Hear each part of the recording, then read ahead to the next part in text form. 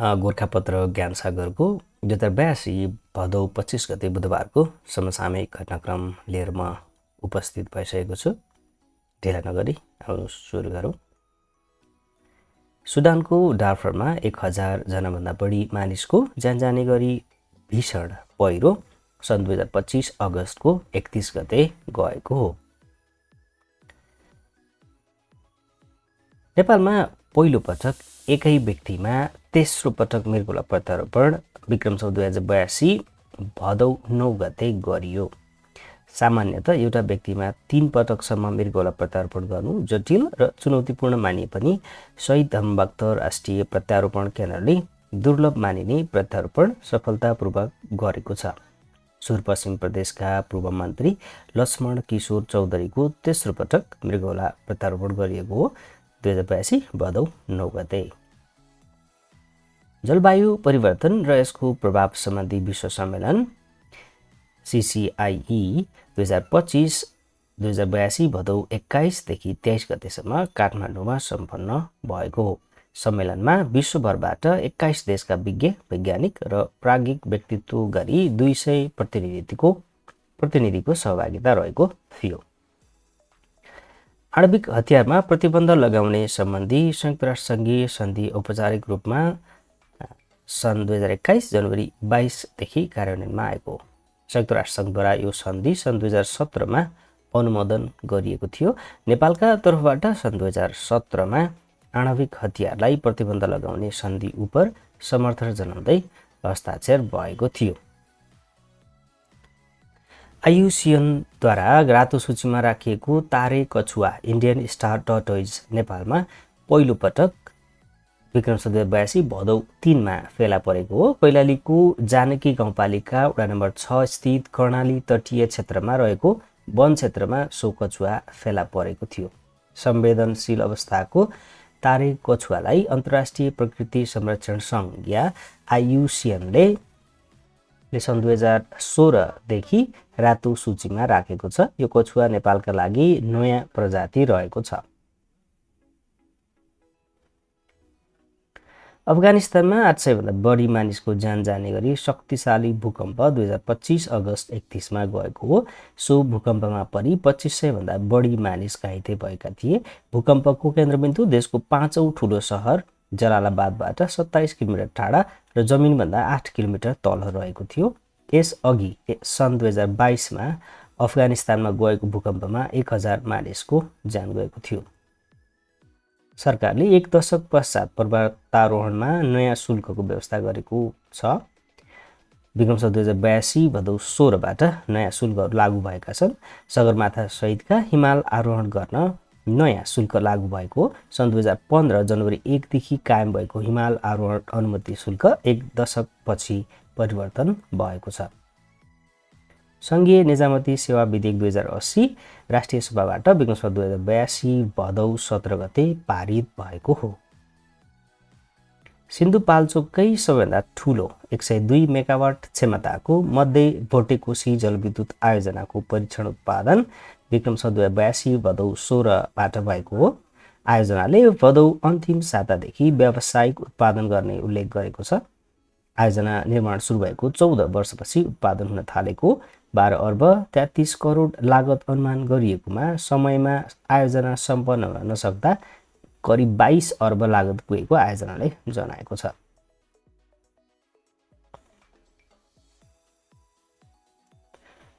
कल्प महाकाव्यका सर्जक डाक्टर नवराज लम्सालुन र किताब विक्रम सम्वत 2082 भाद्र 20 मा विमोचित भएको थियो।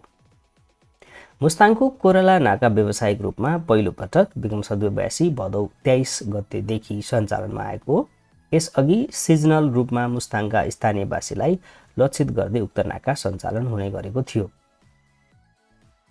सगरमाथा वृक्षारोपण महाअभियान विक्रम सम्वत 2082 असार 14 गतेदेखि सुरु भएको हो। राष्ट्रिय वृक्षारोपण दिवसका अवसरमा यो अभियान सुरु भएको थियो।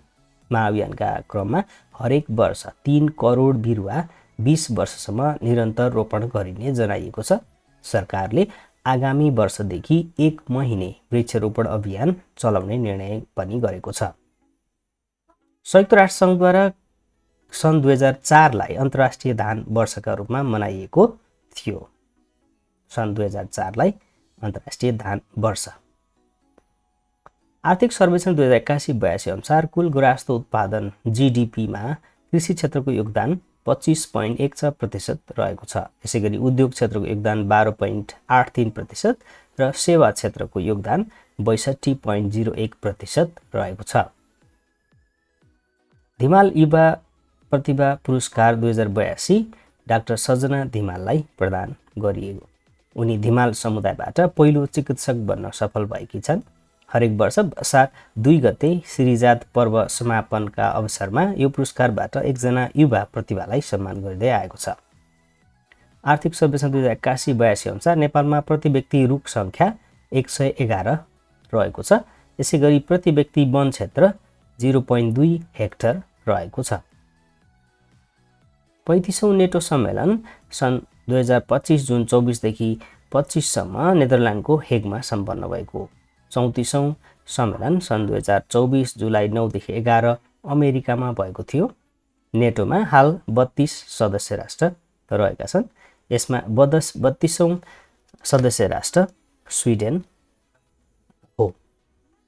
धनकुटा रत्न पुरस्कार 2082बाट सम्मानित हुने स्रष्टा झमक कुमारी घिमिरे हुन्।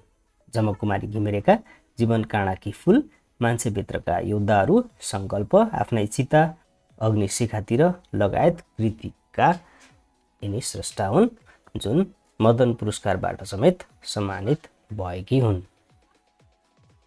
हाल नेपालमा चरा प्रजातिको सङ्ख्या 902 रहेको छ। जलवायु परिवर्तन सम्बन्धी संयुक्त राष्ट्रसङ्घीय संरचना महासन्धिका पक्ष राष्ट्रको 30औं सम्मेलन, यसलाई कोप 30 पनि भनिन्छ, यो सन् 2025 नोभेम्बर 10 देखि 21 बेलेम ब्राजिलमा हुने भएको छ। सन् 1997 देखि 2012 सम्म जन्मिएको पुस्तालाई जेनजी भनेर चिनिन्छ।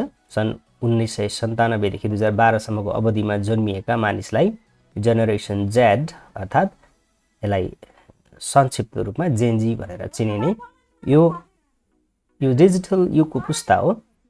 सिकाइ, काम गर्ने तरिका र सोच्ने शैलीमा यिनीहरू स्वतन्त्र र प्रयोगशील देखिन्छन्।